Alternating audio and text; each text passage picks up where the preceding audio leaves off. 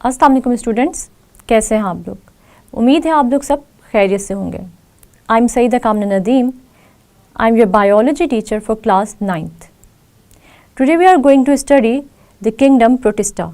Students, जैसे कि हमने पिछले लेक्चर में स्टार्ट किए थे 5 किंगडम क्लासिफिकेशन सिस्टम। हम लोग ने पढ़ा था कि 5 किंगडम क्लासिफिकेशन सिस्टम सबसे पहले रॉबर्ट विटेकर ने इंट्रोड्यूस कराया 1967 में। इसके बाद हमने ये भी देखा कि इस 5 किंगडम क्लासिफिकेशन सिस्टम में कुछ मॉडिफिकेशंस लाई गई और जो कि मार्गुलस और शिवार्ट्स ने इंट्रोड्यूस कराई, क्योंकि इन दोनों साइंटिस्ट का ये मानना था कि सेलुलर ऑर्गेनाइजेशन और मोड ऑफ न्यूट्रिशन की बेसिस पर 5 किंगडम क्लासिफिकेशन सिस्टम बनाया गया है। मगर हम इस 5 किंगडम क्लासिफिकेशन सिस्टम को जेनेटिक बेसिस पर भी क्लासिफाई कर सकते हैं। मतलब इनका ये था कि सेलुलर ऑर्गेनाइजेशन और मोड ऑफ न्यूट्रिशन की बेस पर जिन ऑर्गेनिजम्स को 5 किंगडम्स में क्लासिफाई किया गया है, सेलुलर ऑर्गेनाइजेशन और मोड ऑफ न्यूट्रिशन के अलावा जेनेटिक बेसिस या जेनेटिक कैरेक्टरिस्टिक्स की बेस पर भी इन ऑर्गेनिजम्स को 5 किंगडम्स में क्लासिफाई किया जा सकता है। इसलिए रॉबर्ट विटेकर की क्लासिफिकेशन की बेस के साथ साथ मार्गुलस और शिवार्ट्स की क्लासिफिकेशन की base cellular organisation, mode of nutrition और जेनेटिक कैरेक्टरिस्टिक्स भी थी। और इन 5 किंगडम क्लासिफिकेशन सिस्टम में या इन 5 किंगडम्स में अब जो क्लासिफिकेशन देखी गई वो कुछ चेंजेस के साथ थी, या हम यूँ कह सकते हैं कि अब जो हमारे पास 5 किंगडम क्लासिफिकेशन मौजूद है मौजूदा दौर में, वो मार्गुलस और शिवार्ट्स का 5 किंगडम क्लासिफिकेशन सिस्टम है, जो कि मॉडिफिकेशन है रॉबर्ट विटेकर के 5 किंगडम क्लासिफिकेशन सिस्टम में। हमने पिछले लेक्चर में किंगडम मुनैरा के बारे में पढ़ा, जो कि बिलोंग करता है ऐसे ऑर्गेनिज्म से जो कि प्रोकैरियोट्स हैं। और हमने ये देखा कि बैक्टीरिया और साइनोबैक्टीरिया 2 ऑर्गेनिजम्स जो कि बिलोंग करते हैं किंगडम मुनैरा से। आज हम जो देखने जा रहे हैं किंगडम, वो है किंगडम प्रोटिस्टा। हम इस किंगडम में ये देखेंगे कि इस किंगडम में मौजूद ऑर्गेनिजम्स की कैरेक्टरिस्टिक्स क्या हैं, और साथ साथ हम पढ़ेंगे इस किंगडम में मौजूद ऑर्गेनिजम्स की एग्जाम्पल्स। सबसे पहले हम देखते हैं कि किंगडम प्रोटिस्टा से ताल्लुक़ रखने वाले ऑर्गेनिजम्स 3 टाइप्स के हैं, या हम ये कह सकते हैं कि इस किंगडम से ताल्लुक़ रखने वाले ऑर्गेनिजम्स 3 कैटेगरीज में डिवाइड हैं। जैसे कि हम देखते हैं इस किंगडम से ताल्लुक़ रखने वाले ऑर्गेनिजम्स प्लांट लाइक प्रोटिस्ट हैं, एनिमल लाइक प्रोटिस्ट हैं और फंजाई लाइक प्रोटिस्ट हैं। इसका मतलब ये हुआ कि इस किंगडम में प्रोटिस्ट मौजूद है, मगर इन प्रोटिस्ट की कैरेक्टरिस्टिक्स प्लांट्स जैसी भी हैं, एनिमल्स जैसी भी हैं और फंजाई लाइक भी हैं। इसीलिए हम इस किंगडम को फर्दर कैटेगराइज करते हैं 3 सब क्लासेस में। जैसे कि मैंने आपको बताया, या हम यूँ कह सकते हैं कि हम इस किंगडम को क्लासिफाई कर लेते हैं 3 मेन ग्रुप्स में या 3 मेन टाइप्स में: plant like protist, animal like protist और फंजा लाइक प्रोटिस्ट। सबसे पहले मैं आपको किंगडम प्रोटिस्टा से ताल्लुक़ रखने वाले ऑर्गेनिजम्स की जनरल कैरेक्टरिस्टिक्स बताऊंगी, और उसके बाद फिर हम ये 3 जो ग्रुप्स या 3 टाइप्स हैं प्रोटिस्टा की या प्रोटिस्ट की, उनको स्टडी करेंगे। सबसे पहले हम देखते हैं कि किंगडम प्रोटिस्टा में ऐसे ऑर्गेनिजम्स मौजूद होते हैं या पाए जाते हैं जो कि यूनिसेलुलर होते हैं, यूकैरियोटिक होते हैं या सिंपल मल्टीसेलुलर होते हैं। यूकैरियोटिक ऑर्गेनिजम्स कौन से ऑर्गेनिजम्स होते हैं तो वो हम देख लेते हैं। यूकैरियोटिक ऑर्गेनिजम्स या यूकैरियोट्स ऐसे ऑर्गेनिजम्स होते हैं जो कि यूकैरियोटिक सेल्स पर मुश्तमिल होते हैं, जिनकी बॉडीज़ यूकैरियोटिक सेल्स से मिलकर बनी होती हैं। यूकैरियोटिक सेल्स क्या है, ये हमने पहले भी स्टडी किया है और मैं आपको जैसे पहले भी बता चुकी हूँ कि हमने यूकैरियोटिक सेल्स के बारे में अपने लेक्चर्स में बार बार रिपीट किया ताकि ये चीज़ आप लोगों के माइंड में अच्छे तरीके से बैठ जाए कि यूकैरियोटिक सेल्स ऐसे सेल्स होते हैं जिनमें वेल डिफाइंड न्यूक्लियस और मेम्ब्रेन बाउंडेड ऑर्गेनेल्स मौजूद होते हैं, यानी इनका जेनेटिक मटेरियल इनके न्यूक्लियस में प्रेजेंट होता है क्योंकि इनका न्यूक्लियस अच्छे तरीके से न्यूक्लियर मेम्ब्रेन से कवर होता है। यूकैरियोटिक सेल्स का जो जेनेटिक मटेरियल है वो प्रोकैरियोटिक सेल्स की तरह साइटोप्लाज्म में नहीं प्रेजेंट होता बल्कि न्यूक्लियोप्लाज्म में प्रेजेंट होता है और इनके ऑर्गेनेल्स भी मेम्ब्रेन बाउंडेड होते हैं, यानी मेम्ब्रेन से कवर होते हैं। मुझे उम्मीद है कि आप लोगों को यूकैरियोटिक सेल्स याद आ गए होंगे। अब हम देखते हैं यूनिसेलुलर ऑर्गेनिजम्स क्या होते हैं। यूनिसेलुलर ऑर्गेनिजम्स ऐसे ऑर्गेनिजम्स होते हैं जो कि सिर्फ और सिर्फ एक सेल पर मुश्तमिल होते हैं या उनकी बॉडी सिर्फ और सिर्फ एक सेल से मिलकर बनी होती है।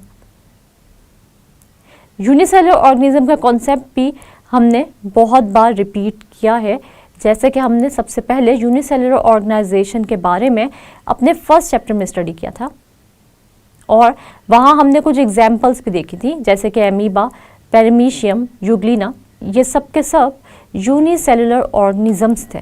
अब प्रोटिस्ट सिंपल मल्टी सेलुलर भी होते हैं, मतलब ये ऐसे ऑर्गेनिजम्स होते हैं जो कि कॉम्प्लेक्स मल्टी सेलुलर नहीं होते, मतलब इनकी बॉडी बहुत सारे सेल से तो मिलकर बनी होती है मगर इनकी बॉडी के जो पार्ट्स होते हैं वो बहुत ही सिंपल होते हैं।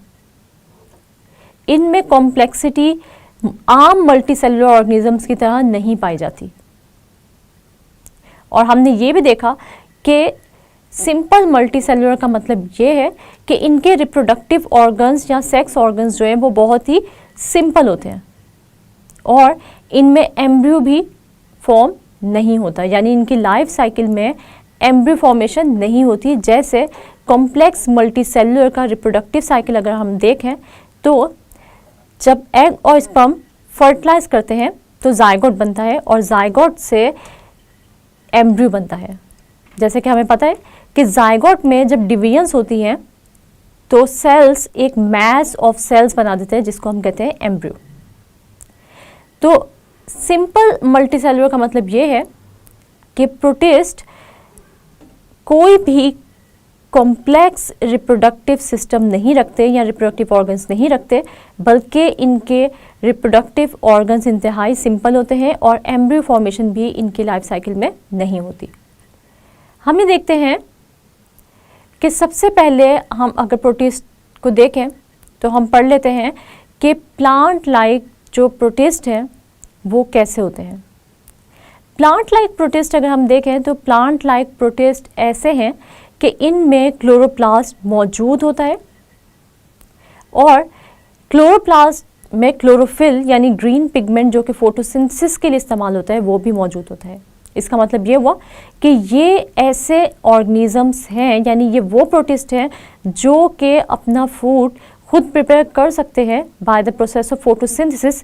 तो वो ऑर्गेनिजम्स जो कि अपना food by the process of photosynthesis खुद प्रिपेयर कर सकते हैं, या फिर हम यूँ कह सकते हैं कि वो ऑर्गेनिजम्स जो कि सिंपल इनऑर्गेनिक मटेरियल से अपना फूड खुद प्रिपेयर कर सकते हैं, तो उनको हम क्या कहते हैं, थोड़ा याद करें स्टूडेंट्स, हम उनको हेटेरोट्रॉफ्स कहते हैं या ऑटोट्रॉफ्स कहते हैं। हम उनको कहते हैं ऑटोट्रॉफ्स, यानी इसका मतलब ये हुआ कि प्लांट लाइक प्रोटिस्ट जो कि अपना फूड खुद प्रिपेयर करते हैं by the process of photosynthesis, वो हुए autotrophs. Plant like protist autotrophic in nature होते हैं। इसके अलावा हम ये देखते हैं कि प्लांट लाइक प्रोटिस्ट यूनिसेलुलर होते हैं, कॉलोनियल होते हैं, यानी इनके जो यूनिसेलुलर ऑर्गेनिजम्स हैं ये एक कॉलोनी की फॉर्म में भी इकट्ठे रह सकते हैं।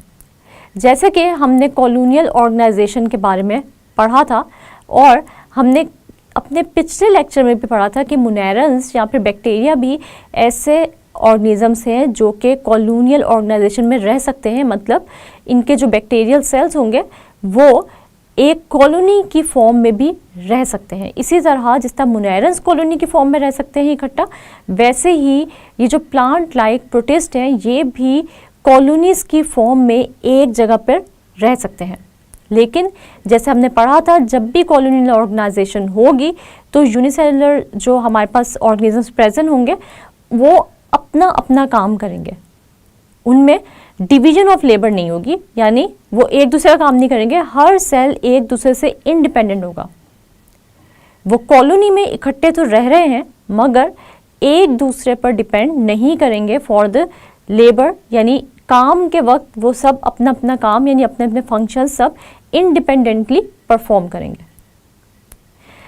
इसी तरह जैसे हमने पढ़ा कि प्रोटिस्ट सिंपल मल्टीसेलुलर होते हैं, तो ये प्लांट लाइक प्रोटिस्ट जो है ये क्या है, सिंपल मल्टीसेलुलर है। इसका मतलब ये हुआ कि इनके रिप्रोडक्टिव ऑर्गन्स या इनके सेक्स ऑर्गन्स बहुत ही सिंपल होते हैं और इनमें एम्ब्रियोज भी फॉर्म नहीं होते अपनी लाइफ साइकिल में। फिर हम ये भी देखते हैं कि अगर हम इनका स्ट्रक्चर देखें, यानी प्लांट लाइक प्रोटिस्ट का स्ट्रक्चर देखें, तो हमें ये पता चलता है कि प्लांट लाइक प्रोटिस्ट में सेल वॉल प्रेजेंट होती है। मतलब इसका ये हुआ कि जिस तरह हम ये देखते हैं कि प्लांट्स के स्ट्रक्चर में आउटर मोस्ट जो लेयर होती है या मेम्ब्रेन होती है उसको हम कहते हैं सेल वॉल, और प्लांट में ये सेल वॉल किस केमिकल से बनी होती है या इसकी केमिकल कॉम्पोजिशन क्या होती है, तो ये सेलुलोज से बनी होती है।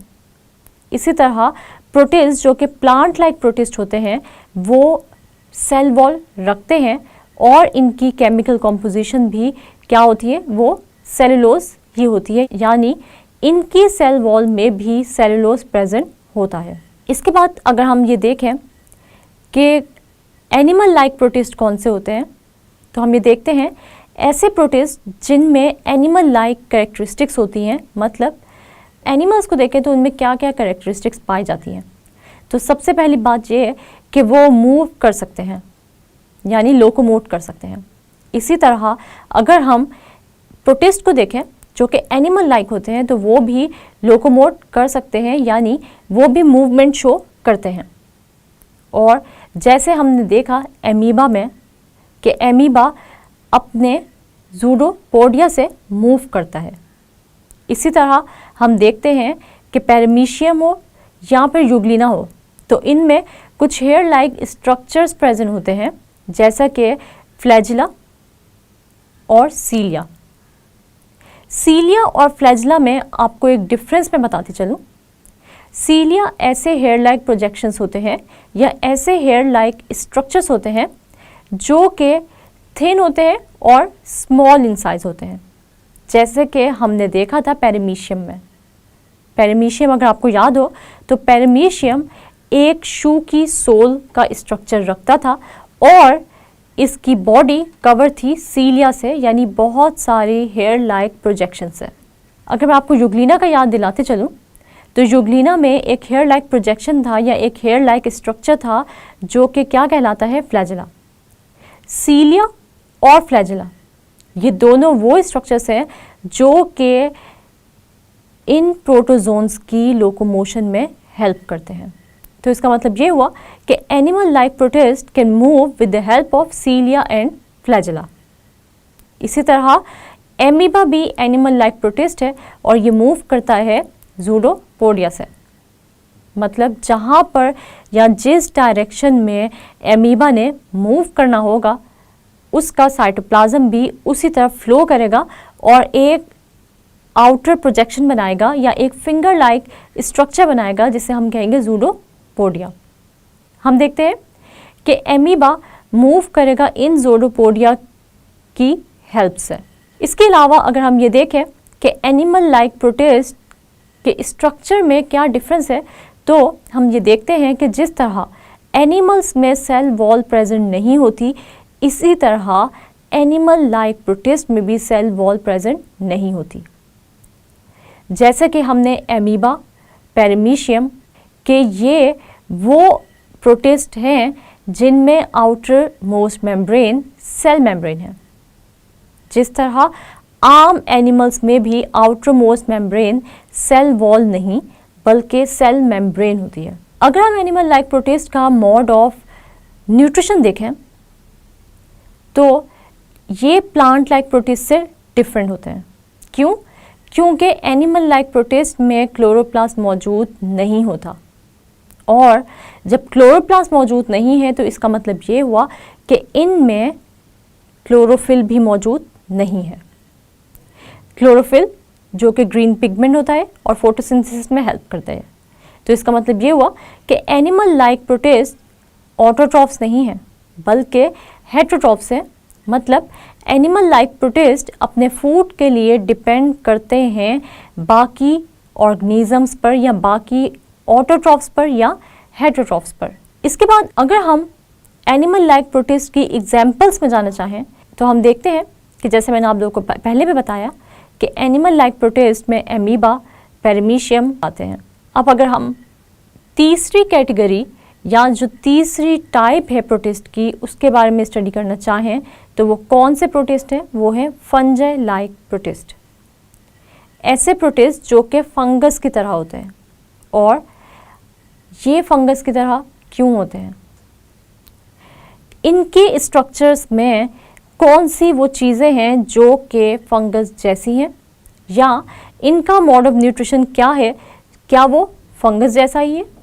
तो हम ये देखते हैं कि वो प्रोटिस्ट जो कि फंगस की तरह हैं वो ऐसे प्रोटिस्ट हैं जो कि अपना फूड खुद प्रिपेयर नहीं कर सकते, यानी ये भी एब्जॉर्प्टिव हेटेरोट्रॉफ्स होते हैं और ये भी दूसरे सरफेसेस या दूसरे ऑर्गेनिजम्स की सरफेसेस पर ग्रो करके अपना फूड एब्जॉर्ब करते हैं। इसके अलावा अगर हम ये देखें कि क्या इनके स्ट्रक्चर में जो फंगस लाइक प्रोटिस्ट हैं, क्या इनके स्ट्रक्चर में कोई सेल वॉल मौजूद है या नहीं, तो बिल्कुल इन प्रोटिस्ट के सेल्स में भी सेल वॉल प्रेजेंट है। यानी जो आउटर मोस्ट मेम्ब्रेन है फंजाई लाइक प्रोटिस्ट में वो सेल वॉल है।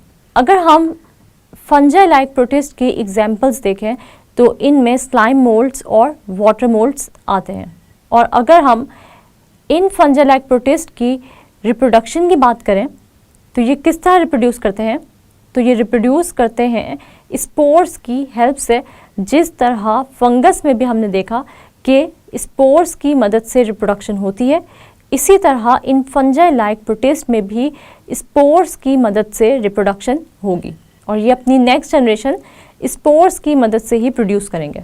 इसी तरह अगर हम प्लांट लाइक प्रोटिस्ट की बात करें कि उनमें रिप्रोडक्शन कैसे होती है, तो उनकी रिप्रोडक्शन ऑल्टरनेशन ऑफ जनरेशन पे मुश्तमिल होती है और ये plant like protist alternation of generation show करते हैं अपनी लाइफ साइकिल में। इसका मतलब ये हुआ कि इनकी लाइफ साइकिल का कुछ हिस्सा स्पोरोफाइट होता है यानी स्पोर प्रोड्यूसिंग होता है और बाकी हिस्सा इनका गैमेटोफाइट होता है, मतलब गैमीट्स फॉर्मेशन होती है इसमें या गैमीट्स प्रोडक्शन होती है। स्टूडेंट्स, उम्मीद है आप लोगों को किंगडम प्रोटिस्टा की अच्छे से समझ आ गई होगी, लेकिन इसके लिए मैं आप लोगों से एक छोटा सा क्विज लेती हूँ या आप लोगों से कुछ क्वेश्चंस करती हूँ जो एग्ज़ाम के पॉइंट ऑफ व्यू से बहुत ही इम्पॉर्टेंट है।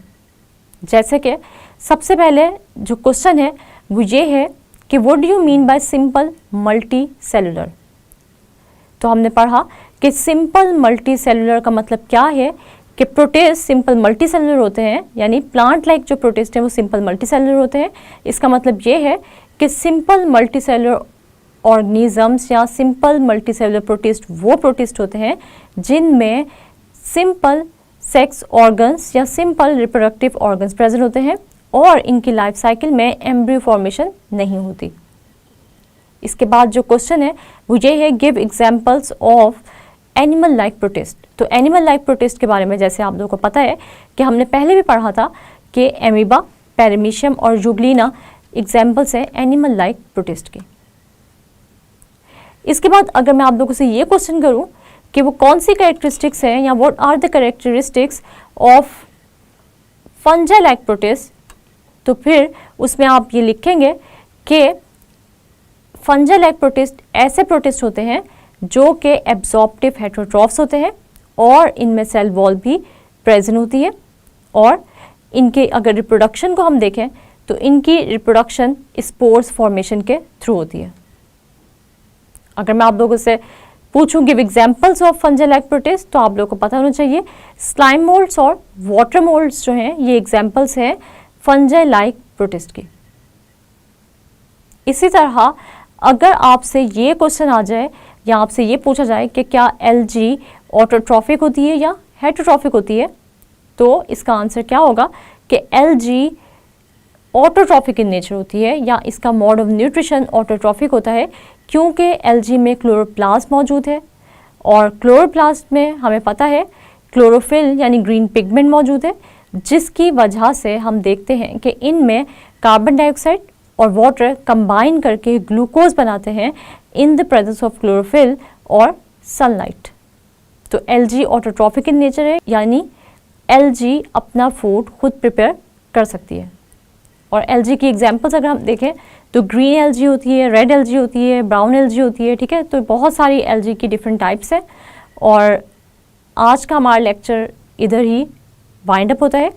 अगले लेक्चर्स में हम लोग पढ़ेंगे बाकी के किंगडम्स जो कि हैं किंगडम फंजाई, किंगडम एनिमेलिया और किंगडम प्लांटी, और हम देखेंगे कि उन किंगडम्स में मौजूद जो ऑर्गेनिजम्स है उनकी कैरेक्टरिस्टिक्स किंगडम प्रोटिस्टा और किंगडम मोनेरा से किस तरह डिफरेंट है।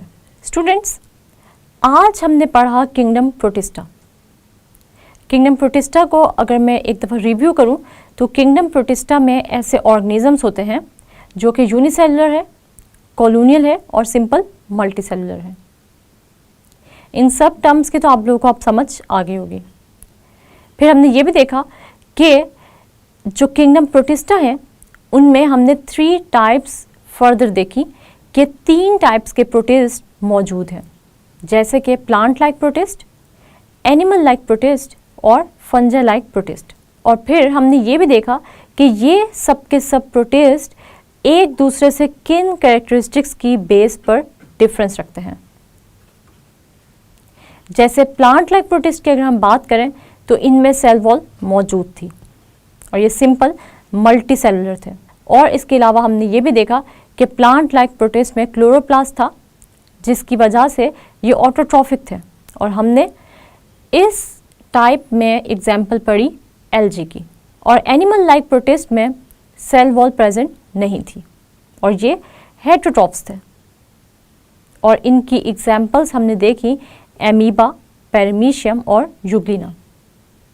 लेकिन अगर हम बात करें फंजल लाइक प्रोटिस्ट की तो इनमें सेल वॉल मौजूद थी, लेकिन ये एब्जॉर्प्टिव हेटरोट्रॉफ्स थे, मतलब ये अपने फूड को एब्जॉर्ब करते हैं दूसरे ऑर्गेनिजम्स की सरफेसेस पे ग्रो करके। और हमने इनकी एग्जाम्पल में देखा स्लाइम मोल्ड्स और वाटर मोल्ड्स। उम्मीद है आप लोगों को आज के लेक्चर की अच्छे से समझ आ गई होगी। नेक्स्ट लेक्चर तक के लिए अपना बहुत सारा ख्याल रखिएगा और मुझे दुआओं में याद रखिएगा। तब तक के लिए अल्लाह हाफिज़।